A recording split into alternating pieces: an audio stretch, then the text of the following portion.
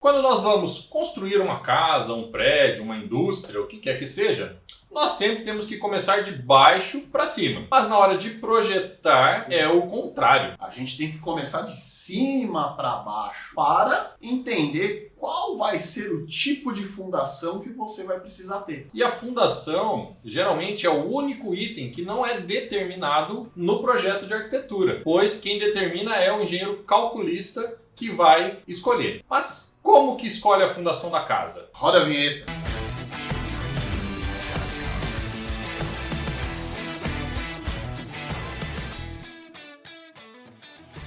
Salve, salve galera, eu sou o engenheiro Alisson Ramayali. Eu sou o engenheiro Danilo Schmidt e vamos falar hoje de como que nós engenheiros fazemos para escolher qual fundação vamos utilizar na sua casa.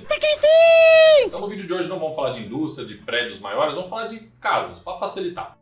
O primeiro item que a gente tem que analisar para poder fazer a determinação da fundação é justamente a sondagem do solo da onde você vai construir a casa. Se você ainda não sabe o que é sondagem, clica depois no link que vai estar passando aqui em cima. Não, é ali. Eu nunca sei de que lado que é. Editor, põe a setinha aí, vai. A primeira coisa que você precisa fazer para escolher corretamente a fundação é clicar nesse botãozinho vermelho aqui embaixo, já se inscreve aí no canal para a gente trazer mais conteúdo para você. E já deixa aquele like aí também, porque esse conteúdo vai fazer com que a sua casa fique de pé. A sondagem é um ensaio que a gente faz para ver como é que é o solo onde você vai construir. Então qual que é a resistência, qual que é o tipo de material, se a terra tem mais areia, se tem mais argila. Se tem água, qual é o nível dessa água que tem ali para baixo do solo. E o que essa sondagem vai influenciar no tipo da fundação. Tudo isso? Dependendo das características que você tiver aí no seu solo, com o resultado da sua sondagem, a gente vai ter alguns tipos de fundação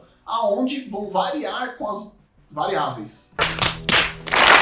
Onde a gente vai ter algumas características que vão ser mais específicas para alguns tipos de fundação. Por exemplo, se a gente tiver um lençol freático mais alto, ou seja, você cavou ali 1 metro, já saiu água, você não vai poder fazer algum tipo, por exemplo, uma fundação escavada. O cara não vai conseguir tirar a água e escavar a terra ao mesmo tempo. Então você vai ter que usar um tipo que favoreça essa utilização. Uma outra coisa que costuma acontecer muito também é você ter um solo colapsível. O que seria um solo colapsível? Não sei. É quando você escava ele e ele meio que desbarranca, desmorona sozinho, sem muito esforço. Então, é a mesma coisa, né? É que nem fazer um buraco no deserto, né? O cara tá cavando e tá caindo mais areia dentro do buraco. E é justamente um solo mais arenoso que geralmente é mais colapsível. Então, conforme você vai escavando, ele vai ruindo e assim você não consegue terminar de escavar nunca. Outra coisa que precisa ser analisada é a questão da vizinhança. O lote onde você vai construir, ele está ali, digamos, isolado, se é o primeiro do loteamento que está construindo, ou se você já tem vizinho ali dos 3 lados, porque às vezes a sua máquina nem consegue chegar até a divisa onde você precisa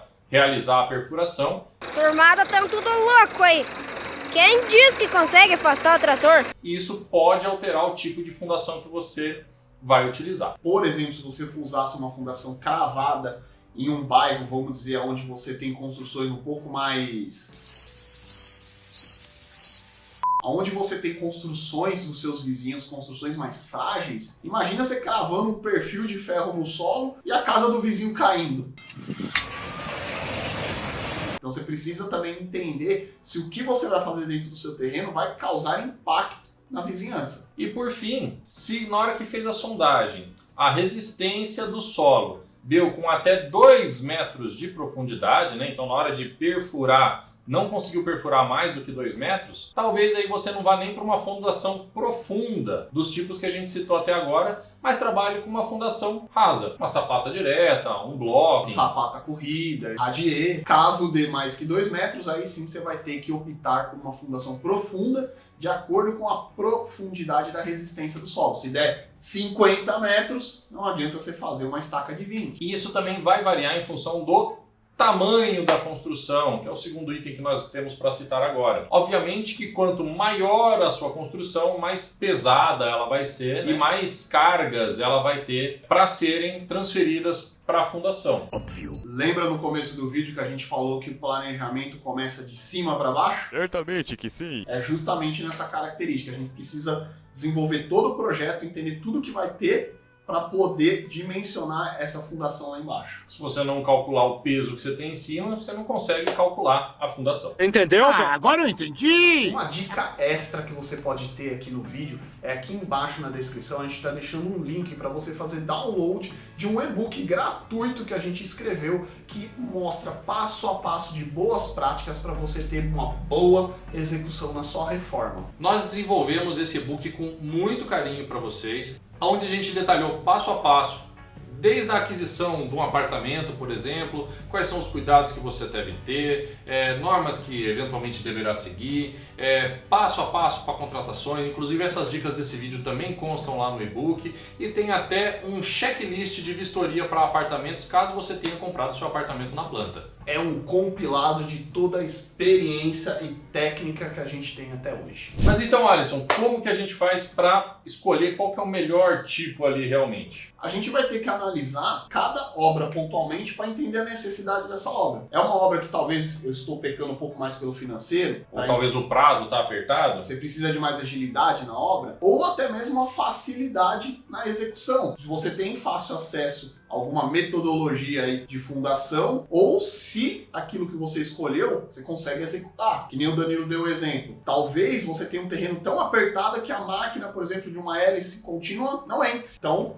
ela vai ser descartada. Ou às vezes o seu terreno é um terreno com muito declive, que, sei lá, você precisaria de um caminhão com a perfuratriz para executar uma estaca escavada, mas ele não consegue acessar. Então talvez você precise fazer várias estaquinhas menores que você possa fazer com um trado manual ou com uma cavadeira para conseguir executar a fundação. Dessa forma, vocês têm que analisar tanto as características do terreno quanto a sua necessidade ali dentro da obra. Que isso vai criar os seus parâmetros ou suas eliminações ali dos tipos de fundação que você vai poder ter. Você vai pegar um leque de 10, conforme as suas características e necessidades, você vai riscando as que não dão certo. E até cito um exemplo, Alisson. Estou participando de um projeto junto com meu amigo Ayrton Sônego, da empresa Sônego Engenharia. A gente tinha 1.200 metros lineares de tubulação de vapor que a gente precisava criar base para a sustentação dessa tubulação. Porém, num trecho do percurso, era um trecho próximo a um lago, então uma área de várzea, de solo muito ruim, né, de baixa resistência. Então foi um trecho que a gente utilizou uma estaca do tipo Strauss, que é uma metodologia utilizada em lugares que tem água, justamente porque não dava para fazer a escavada. E no restante, a gente tinha a opção de fazer a escavada ou também uma estaca hélice. Porém, a estaca hélice era muito mais custosa e o lugar está cheio de árvores, então entrar com um caminhão para fazer a estaca hélice seria mais complicado também. Então, acabou se optando por fazer a estaca escavada no restante e a Strauss nessa área pantanosa. Para a escolha adequada da sua fundação, como vocês perceberam no que a gente trouxe aqui, vocês basicamente precisam entender todas as características para poder fazer essas eliminações e entender quais são as suas opções realmente de uso. Então, com essa variedade de fundações que a gente tem, às vezes você vai ter uma só que vai te atender, ou às vezes você vai ter 4 que vão te atender. Então, basicamente, é você fazer um estudo dessas necessidades. É bom falar também que na hora que você olhar um projeto de fundação da sua casa, do seu prédio, o que quer que seja, lembra que o seu calculista teve que pensar em tudo isso primeiro antes de determinar o tipo. Então, às vezes você pensa, poxa, mas isso aqui tá super dimensionado e tal. Mas são muitas as variáveis que estão por detrás dos cálculos que também determinam o tipo, profundidade, resistência, etc. Ficou alguma dúvida? Manda pra gente aqui embaixo nos comentários que a gente vai responder o mais rápido possível aí pra vocês. E aí? Acabou? Lavou!